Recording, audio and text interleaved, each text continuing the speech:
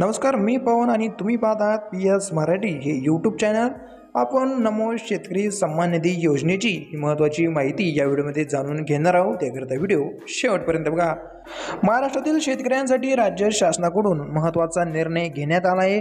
नमो शेतकरी सन्मान निधी योजनेअंतर्गत 7व्या हप्त्यासाठी शासनाने तब्बल 1932 कोटी रुपये हे मंजूर केले आहे। यामुळे राज्यभरातील लाखो शेतकऱ्यांच्या थेट बँक खात्यामध्ये ही आर्थिक मदत ही आता मिळणार आहे।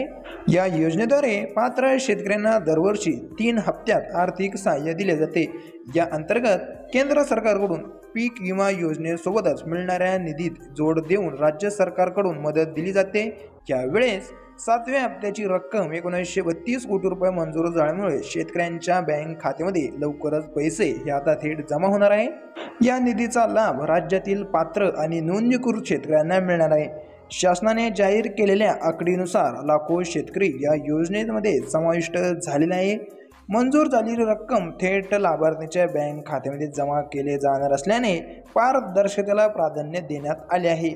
शेतकऱ्यांना मिळणाऱ्या या आर्थिक सहाय्यामुळे शेतीसाठी लागणारे खर्च भागवणे जसे की खत, बियाणे खरेदी करणे आणि शेतीसाठी आवश्यक सुविधा उपलब्ध करणे आणि अधिक सुलभ होईल। पावसाळ्याच्या हंगामात अनेक अडचणींना सामोरे जावे लागणाऱ्या शेतकऱ्यांसाठी ही एक रक्कम मोठा दिलासा ठरणार आहे। यामध्ये महत्त्वाचं म्हणजे शासनाने या संदर्भात अधिकृत निर्णय प्रसिद्ध केला आहे। यामध्ये निधी मंजुरासह वितरणाची प्रक्रिया आणि पात्र शेतकऱ्यांची यादी याबाबतच्या सूचना ह्या देण्यात आल्या आहे।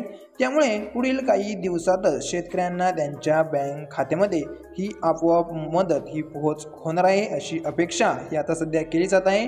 कारण की सरकारने अधिकृत ही घोषणा केली आहे। त्यांनी निधी किती मंजूर केला आहे याची घोषणा आता सध्या सरकारने केली आहे। राज्य शासनाकडून मंजूर झालेली ही मोठी रक्कम शेतकऱ्यांना दिलासा देणार आहे। कृषी हा राज्याच्या अर्थव्यवस्थेचा कणा असून अशा योजनांमुळे शेतकऱ्यांचा आत्मविश्वास वाढतो। 7वा हप्ता मिळाल्याने शेतकऱ्यांचा हंगाम अधिक सुलभ होईल अशी अपेक्षा ही आता वर्तवण्यात येत आहे। तरी मग धन्यवाद मित्रांनो, आपण माझा व्हिडिओ शेवटपर्यंत बघितला तर व्हिडिओ आवडल्यास लाईक करा, शेअर